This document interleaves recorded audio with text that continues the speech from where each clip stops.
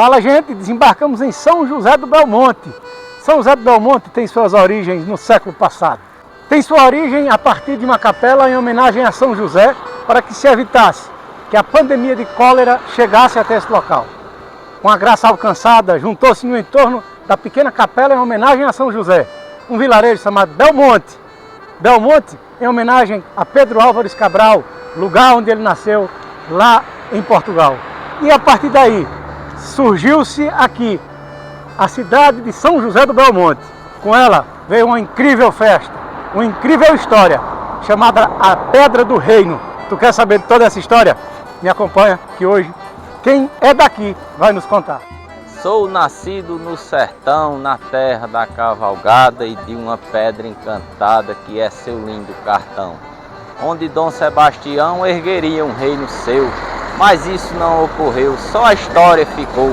Sou eu quem sabe o que sou, quem sabe o que sou, sou eu. Uma das principais obras de Ariano Suassuna tem como título O Romance da Pedra do Reino e o Príncipe do Vai e Volta, cuja história ela teve como inspiração um fato ocorrido aqui em São José do Belmonte no século XIX, mais precisamente no ano de 1838, quando um sebastianista eloquente, chamado de João Antônio dos Santos, ele quis desencantar o rei de Portugal, Dom Sebastião, desaparecido na Batalha de Alcácer Quibir, na África, no dia 4 de agosto de 1578. Então, João Antônio, ele apareceu mostrando às pessoas duas pedrinhas, dizendo que tinha sido encontrada numa lagoa encantada, num local indicado pelo rei desaparecido. E daí ele começou a fazer a propaganda do reino encantado. Só que essa história incomodou aos fazendeiros, as autoridades do governo e autoridades católicas, que mandou aqui para a região um missionário por nome Francisco José Corrêa de Albuquerque para demover João Antônio dessa ideia absurda de reino encantado. Ele dizia que o rei estava encantado entre duas pedras, que naquele tempo o local era conhecido como Pedra Bonita. Então, o missionário conseguiu demover João Antônio dessa ideia de reino encantado e ele foi embora, a princípio para o sertão da Paraíba e depois para os Inhamuns, lá no Ceará. Só que, na ausência dele, o cunhado dele, por nome João Ferreira, retomou a ideia. E daí João Ferreira, juntamente com os familiares, começaram a fazer a propaganda do reino encantado. Daí ele conseguiu juntar umas 300 pessoas. E chegou um ponto que ele disse que para o rei desencantar era necessário lavar as pedras com sangue. E daí ele comandou grande matança. Chegou a um ponto que ele imolou a sua esposa, Josefa, que era conhecida a Rainha Josefa. Eles se intitulavam reis. João Antônio, que foi o primeiro, e João Ferreira, que foi o segundo. Eram reis da Tosca dinastia.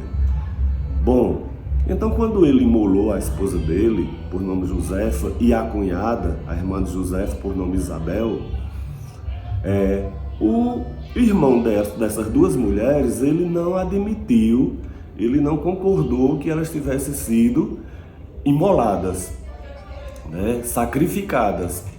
Então, a partir de então, o Pedro Antônio, que era irmão dessas duas mulheres sacrificadas, ele disse que Dom Sebastião tinha aparecido a ele em sonhos e que, para se quebrar com o cruel encantamento, faltava que o rei João Ferreira fosse sacrificado. Então ele conseguiu que as pessoas sacrificassem o rei João Ferreira.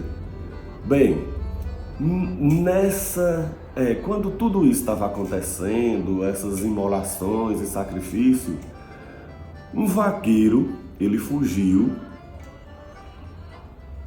né, arrependido, e foi contar ao patrão dele, o Major Manuel Pereira da Silva, que muito, né, admirado com aquela narração do vaqueiro, ele resolveu juntar um grupo e foi combater e destruir o arraial do Reino Encantado da Pedra Bonita. Bom, então na madrugada de 18 de maio de 1838, ele saiu da fazenda dele, Belém, e juntamente com mais 3 irmãos, eles foram acabar com o arraial sebastianista. No combate ele perdeu 2 irmãos, Alexandre e Cipriano. Bem, com o tempo, o Padre Biapina, né, aquele grande missionário, quando ele esteve por aqui, ele amaldiçoou a Pedra do Reino, né, que a partir de então, a Pedra Bonita passou a ser conhecida como Pedra do Reino, depois de toda essa história do Reino Encantado. Bem, aí ele disse, o Padre Biapina, que o vento que batesse na Pedra do Reino e atingisse um raio de 4 léguas, só ia espalhar coisa ruim. Então as pessoas ficaram temerosas e se criou um tabu e um preconceito contra a Pedra do Reino. Essa história da Pedra do Reino, depois ela foi largamente explorada pelos literatos, chegando ao ponto, né, que Ariano escreveu o grande romance dele, da Pedra do Reino, como eu falei anteriormente, baseado nessa história. Então Ariano, a partir de Ariano, o preconceito foi se quebrando. E chegou um ponto também que um dia um grupo de jovens aqui de São José do Belmonte resolveu criar um evento. No início, uns sugeriam uma missa, né? Apareceram várias ideias, mas chegou um ponto que o nosso saudoso Ernesto Sávio, ele achou por bem se fazer uma cavalgada. Então essa cavalgada, ela aconteceu a primeira cavalgada no ano de 1993, no mês de setembro. No segundo ano ela aconteceu em junho, e no terceiro ano, aí houve o envolvimento de Ariano Suassuna, quando nós o convidamos e ele veio participar da cavalgada. A partir de 1996, a cavalgada se tornou essa grande festa.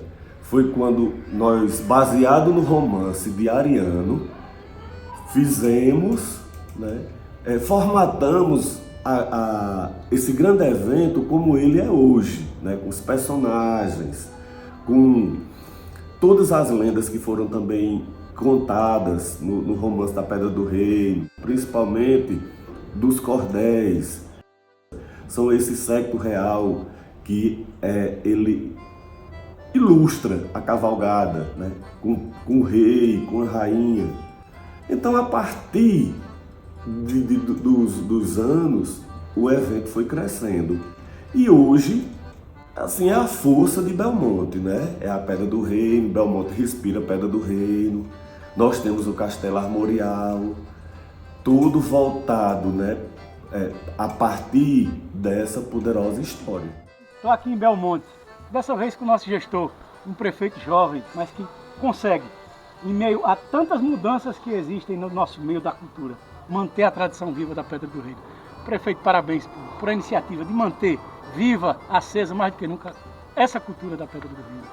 Muito obrigado, Macaé. Eu fico muito feliz em ter esse reconhecimento. Eu gosto de dizer que eu não trabalhava na gestão pública, né? Nunca trabalhei na gestão pública.